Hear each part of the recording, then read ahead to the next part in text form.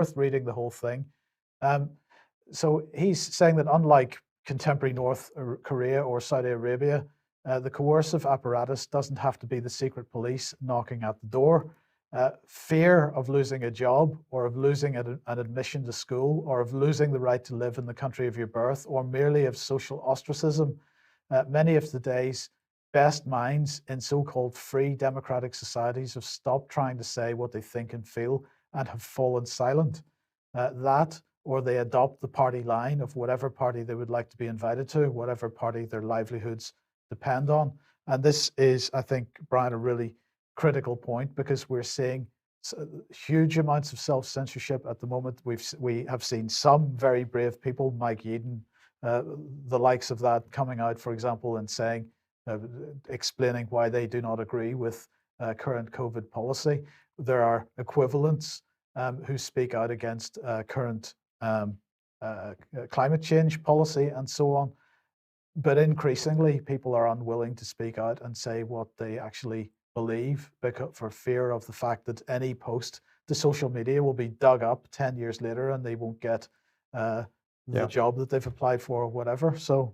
And the party line has become stronger and stronger, because of course we know that the mainstream political parties are using applied behavioural psychology on their MPs and their staff members in order for them to be mesmerised, we use that expression, reframed into following the party line. So this is not guesswork. It's all there in the paperwork that the applied behavioural psychology being unleashed on the public in the COVID scandemic is also being used to control MPs and staff members in Westminster and in the Cabinet Office hierarchy. So very dangerous stuff. Well, we participated a couple of weeks ago with Rainer Fulmach's inquiry in Germany, giving him some information about that very behavioural insights application in UK, but also talking about wider things happening. His inquiry has recently been listening to evidence from the Dutch equivalent, and he recently had this father and daughter, Dr. Peter Kout and his daughter Jade, who were giving evidence. Essentially, they're Dutch and they run an equivalent to the German inquiry, but they come in front of Rainer Fulmach and his team to tell what was actually happening in Holland. And a large part of what they had to say was to do with what they're being told by Dutch police.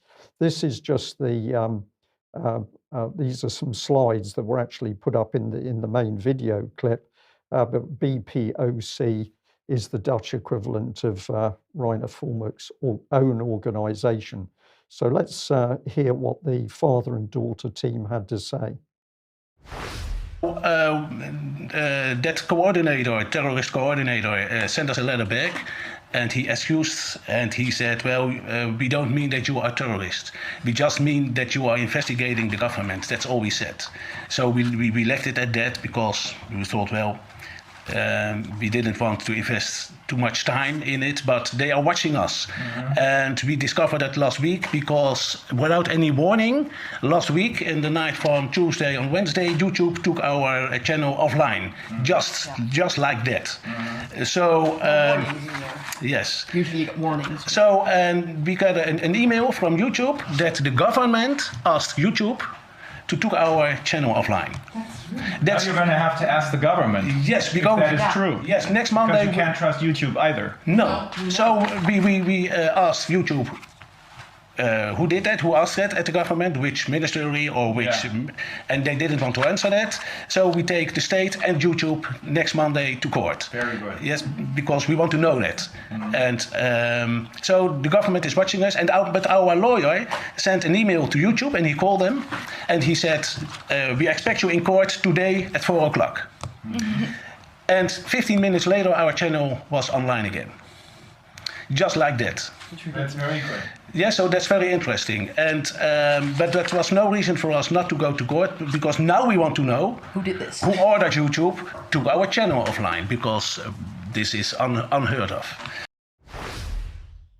So the key part coming across in this is that essentially the Dutch government, via its anti-terrorism organisation, initially appears to have taken action against this organisation. So we've now got direct government censorship just coming in and shutting you down, not because you've actually done anything against the law, but presumably somebody's just made the decision that you're too much of a nuisance, you're going to be closed, bang, the door's shut, and you're taken offline.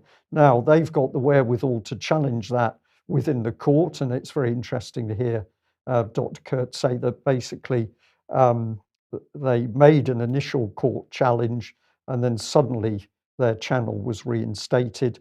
But as he said, we need to find out who has been making these decisions in the government. Let's follow on with the next bit of the clip. And this is Jade, the daughter, speaking. She's received a lot of information from the Dutch police talking about how they're being threatened and bullied into following the line over what's happening with COVID and lockdown and social distancing. And she's saying that many of the police, or a significant number of the police, have received pretty unpleasant threats to get them to toe the official government line in Holland. What's also very disturbing is that apparently there is now a culture that has been growing since the corona crisis, but also before, in which unwanted behavior is being punished by your colleagues. As in, we had some female officers tell us their story, and they're saying, yeah, if you get a reputation for not wanting to beat protesters or for being against the corona rules, then they will accost me with sexism, and they will squeeze my bottom, and they will touch my breast when I don't want them to. And they will say, yeah, their colleagues will do that. Also, one female officer had been so severely threatened and harassed that she quit and is now depressed and under guidance from a therapist. And she quit, but she still isn't being left alone because her colleagues are still calling her, coming to her house and saying she's a traitor, and you know that there are rape threats, and there is also significant racism within the organization. They are using this against each other, but also against people who've been arrested. People who are arrested at protests are often denied food, water, medical care. According to the law in the Netherlands, police officers are obligated to care for people who have been hurt by their actions, even if it is a situation in which violence is justified. If they hurt someone, they have to provide them with medical attention. This is not happening. Structurally, people are being put in cells while they're bleeding, while they're injured, and no doctor is being sent to them. They're not being fed. People who are minors are being kept overnight in cells and forbidden from speaking to their parents, which is also illegal. They're not even calling the parents. They can't have contact with their parents. We've been told a lot more disturbing stuff than we expected initially. So very serious things being said there. What we're obviously hearing is about the breakdown in at least one way of the Dutch police, but brutality and not adhering to the law and the regulations is coming in. We are seeing this happening in other countries. How do we describe this? We could say East Germany, we could say Soviet Russia, but I think our audience knows exactly where things head if this type of breakdown in the justice and the policing system happens. So we're going to say we're very grateful to Reiner Fulmick and his team for giving people the opportunity to speak out. And of course, it's all being publicized, so the truth is getting out there, but also bravery from this Dr.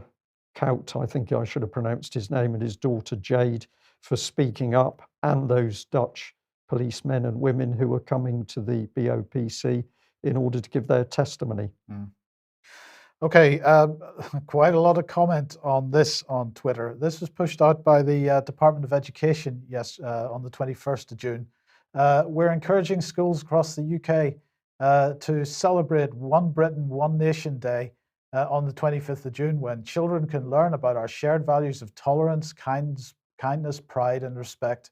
and there's a hashtag OBON Day 21, and a Twitter account at One Britain, One Nation, with the ones being the number one rather than spelt.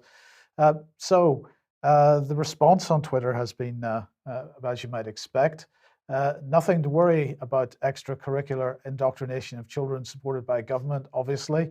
Well, there's Adolf there amongst all the children. That's from Nick Stevenson. The next one says, Ein Volk, ein Reich. Another one along the same lines from Devenant saying, member of the Hitler Youth in 1941, with an image there by August Sander. Ein Volk, ein Reich, and Ein Führer sound familiar. So this is the website that's being created for One Britain, One Nation. It's that simple, apparently. Welcome to One Britain, One Nation. What are they saying about themselves? So they want to promote the concept of responsible citizenship, to instill a sense of personal pride in all our citizens of being British, and create a real sense of collective identity regardless of one's background. So whether you're British or not, to facilitate, inspire, and strengthen the spirit of inclusion and involvement and social responsibility in all our communities in an effort to promote peaceful, respectful coexistence in citizens who play a more active part in the well-being of our nation. To recognise, acknowledge, and value our diverse communities and their cultural heritage while aiming to facilitate and harness their integration into mainstream Britain, and to enhance the image of our nation both nationally and internationally. And then they tell us about all the things that they want, and the best one was they want to create a spirit of inclusion with a collective purpose. It's not a common purpose, it's collective purpose, and a common future where we all seek to eliminate hatred, intolerance, and discrimination of any kind, so that all our people can feel and develop a strong and shared sense of belonging in order to showcase their pride, passion, and love for our great nation. Now, of course, Brian, as we have heard and reported over the years, when you push for this type of diversity type related material, when you start pushing that out, that has a tendency to not make things more inclusive, but actually to break things apart even harder. So is that what this is about? I think it will partly be that, but also they are desperate to bring in this collective society where people only demonstrate when the government's told them what they're going to demonstrate about and where they can demonstrate. This is the hive mind, which is clearly a part of the applied behavioural psychology. This is the attack on people in UK. The government simply wants a hive mind. And if you can get the children into that hive mind early, you are going to be winning. So that's what I think they're doing here. They're going for the children's minds. Well, here is the chief executive and founder of One Britain, One Nation. And as chair and founder of the British Indian Association, he was responsible for bringing together thousands of people from diverse backgrounds. In his professional capacity, he was a senior police officer with the rank of inspector with West Yorkshire Police. In over 2 decades of police service, he has gained much experience in working with people from all backgrounds. And in 2006, he was nominated to lead the most challenging and sensitive area of Manningham in Bradford. In 1995 and 2001, this area saw riots, which were described as the worst disorder ever witnessed in mainland Britain. But he sorted it all out, and so he's going to sort out the whole country now. Yeah, apparently. Yes. We should leave we should leave on at least a bit of humour today, because I think we've been hitting the audience pretty hard with the facts and the truth about what's really going on in UK. So let's bring in this one, which just amused me. So it's from the United States Nautical Institute, and they've got an article. This is real. It says that the position of 2 NATO ships were falsified near the Russian Black Sea naval base. So ships at sea can be tracked on an international tracking system, and 2 warships, that was HMS Defender and the Dutch ship Evertsen, were apparently on a visit in Odessa, but the false AIS tracks showed them going to within 2 miles of Sevastopol. And of course, this has resulted in quite an article here. This is just a part of it. So lots of details about the ship, a Type 45 daring class destroyer, being pretty daring by going close to Sevastopol, according to this fake track.